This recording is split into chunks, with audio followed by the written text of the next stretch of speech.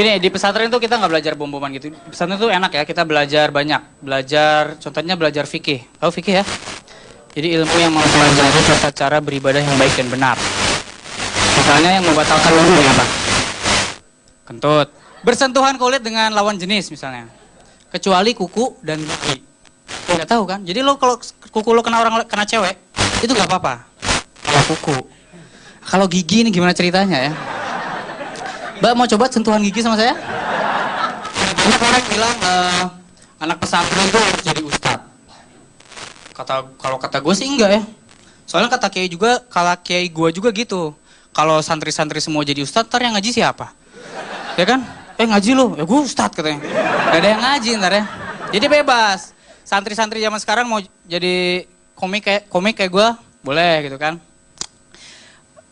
Soalnya gini ya, Ustadz di TV tuh sekarang udah mulai, lu kalau bilang agak aneh ya. Ada Ustadz formatnya duo, tau nggak? Ya kan, oke lah, masih oke Ustadz formatnya duo. Lama-lama kan ini berkembang tapi, Ustadz formatnya trio. Oke formatnya trio. Lama-lama kan terus berkembang tapi, Ustadz formatnya girl band. Jadi nanti ada yang namanya UST 48. Bayangkan banget UST 48 itu ya. Itu rame banget. UST 48 men. UST 48 ya, jadi nanti dia Ustadznya, tapi itu keren ya, pasti kan pakai wardrobe itu. Jadi pakai apa? Pakai kopiah ya kan, pakai sarung digulung segini biar tetap seksi. Sebenarnya nggak apa-apa ya, ustadz gini. Sebenarnya gua nggak apa-apa sih, ustadz itu bergrup kayak gitu-gitu, karena mungkin budayanya ya, budayanya udah kayak gitu. Jadi ustadz zaman sekarang berdakwah dengan cara itu supaya mudah diterima ya kan. Karena zaman dulu pun sama gitu. Zamannya Wali Songo kayak gitu-gitu. Mereka berdakwah dengan melewati budaya, pendekatan budaya. Jadi zaman dulu itu ada namanya wayang ya kan. Gamelan kayak gitu-gitu. Mereka dakwah lewat situ dan berhasil. Jadi sekarang zamannya grup-grupan gini, ya mereka ikut, nggak apa-apa. Pendekatan lewat budaya ya kan. Di pesantren itu nggak boleh pacaran. Iya, sekalinya pacaran lu ketahuan digundulin ya kan. Gue kan kadang suka protes ya, padahal kiai-kiai itu banyak yang istrinya 4 ya kan.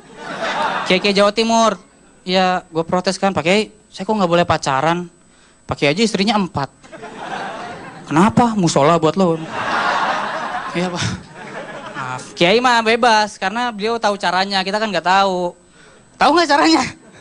Nggak tahu kan, makanya jangan satu aja. Mas, berapa? Punya pacar aja bagus lu.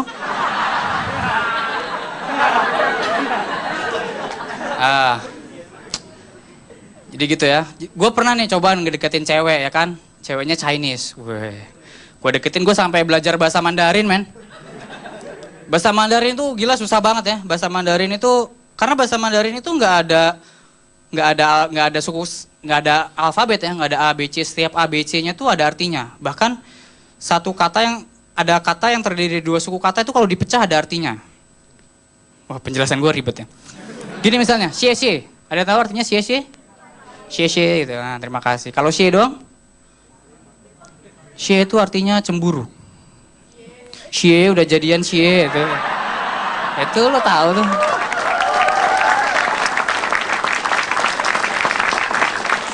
Itu xie artinya. Dan kata temen gue yang pernah ke Cina, di Cina itu lebih mahal arak daripada air putih. Makanya di sana ada jurus mabuk ya kan. Dan makanya di sana nggak ada orang jualan pecel lele. Iya, soalnya mahal di Kobokan tuh. Air putih itu mahal di sana ya kan. Dan gini ya, gue mau bilang nih pada seluruh santri di Indonesia. Kita bisa santri tuh diejek ya kan. Lu apalagi di kalangan Jawa Barat sih. Jadi, wah lu masuk pesantren pasti karena nakal gitu ya kan. Itu enggak men, sekarang udah enggak ya. Buktinya nih, gue kasih bukti. Santri itu bisa jadi presiden. Tahu Kiai Haji Abdurrahman Wahid, almarhum wal maghfurlah, itu dia dulu dari kalangan pesantren ya kan.